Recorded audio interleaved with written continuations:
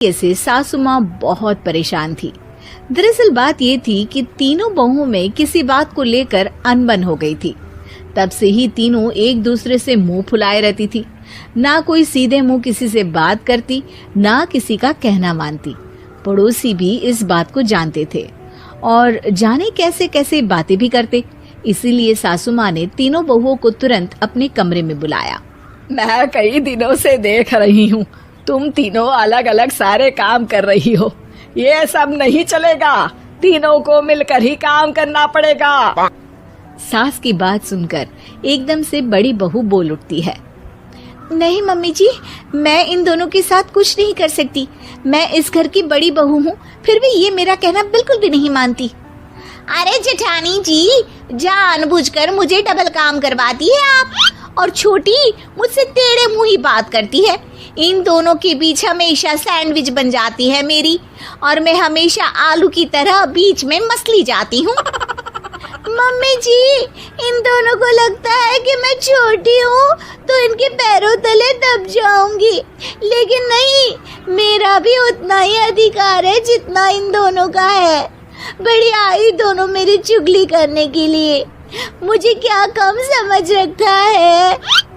तीनों बहू एक दूसरे से बहस करने लगती है और सास दोबारा ये देखकर टेंशन में आ जाती है और सबसे कहती है, चुप हो जाओ, अब से तुम तीनों सारे काम एक साथ करोगी, आंख बंद करके एक दूसरे की बात सुनोगी। तुम तीनों इस बात को गांठ बांध लो, वरना अगली छुट्टियों में तुम्हारा अपना मायके जाना कैंसिल। सास की बातें सुनकर डर के मारे तीनों हामी भर देती हैं। जी मम्मी जी, मैं समझ गई। हाँ मम्मी जी, जैसा आप कहें। आप जो कहेंगी मैं वही करूंगी। तीनों बहू सास की बात को गांठ बांध लेती है और वादा करती है कि अब से सारे काम वो तीनों एक साथ मिलकर ही करेंगी। ये सब देखकर सास खुश हो जाती है और वहाँ से चली जाती है। नीचे जाकर वो देखती है कि घर में शर्मा जी आए हुए होते हैं। सास जोर से आवाज लगाकर कहती है, अरे बहू, जरा चाय बनाकर तो लाना, शर्मा जी आए हैं। सास की बात सुनकर तीनों बहू तुरंत किचन की ओर भागती है और चाय बनाना शुरू कर देती है। मुझे तो एकदम मसाले वाली कड़क चाय पसंद है, तो हम शर्मा जी के लिए मसाले वाली चाय ही बनाएंगे। अरे नहीं दीदी, गर्मी के मौसम में मसाला चाय कौन पीता है? मैं तो शर्मा जी के लिए इलायची वाली चाय ही बनाऊंगी। ये कैसी बात कर रही हैं आप दोनों? मेरी मम्मी ने सिखाया है कि मेहमान को ज्यादा दूध और शक्कर वाली चाय देनी चाहिए, वरना वो घर वालों को कंजूस समझते हैं। तो मैं तो शर्मा जी को ऐसी ही चाय दूंगी। तीनों बहुएं अपने अपने तरीके से चाय में शक्कर, मसाला, पत्ती सब डाल देती है। उबलने के बाद तीनों मिलकर चाय बाहर लेकर जाती है और शर्मा जी और सासू माँ को देती हैं। चाय पीने के बाद शर्मा जी सासू माँ को देखकर शर्मा जाते हैं और शर्मिंदा महसूस करते हैं कि आखिर उन्होंने चाय पीने के लिए हामी क्यों भरी।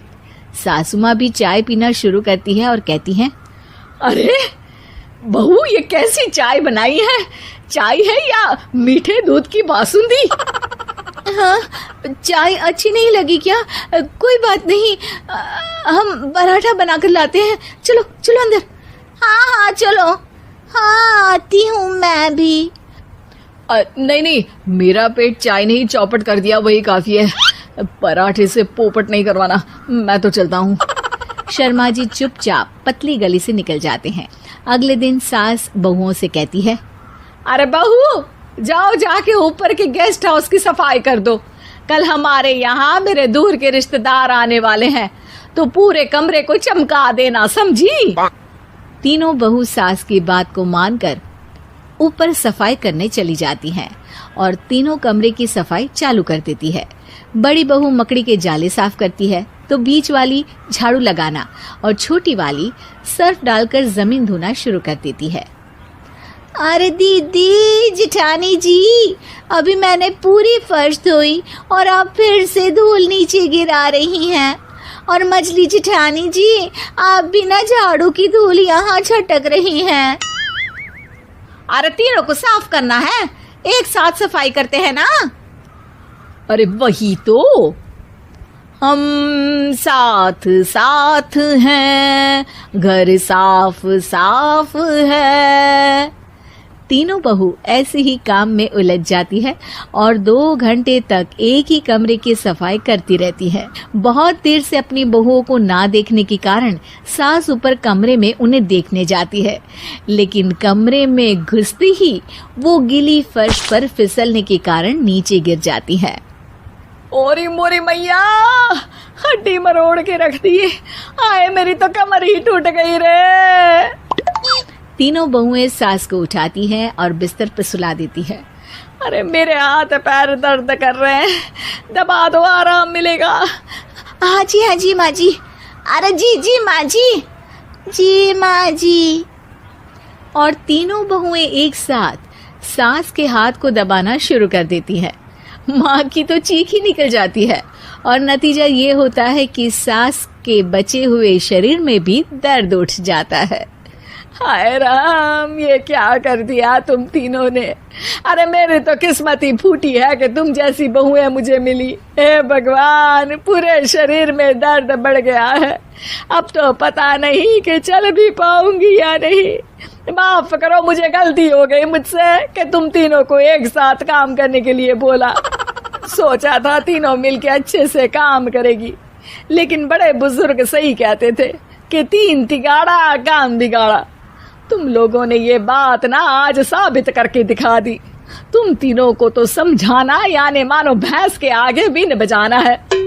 तुम्हें अकेले अकेले काम करना है ना, तो अब से तुम अकेले ही अपना अपना काम करो। तीनों बहुएं वहां से जाने लगती है। अरे कहाँ जा रही हो? आप ही ने तो कहा कि अपना अपना काम करो, तो मुझे मुल्तानी मिट्टी लगानी है। अरे मुझे भी तो नेल पॉलिश लगानी है। मुझे ना मेहंदी लगानी है। सास अपना सर पीट लेती है और कहती है, अरे मुझे भी लगाना है कुछ। क्या माँ जी? क्या माँ जी? क्या माँ जी? तुम्हारे घर वालों को फोन तुम्हारी हरकतें बताने के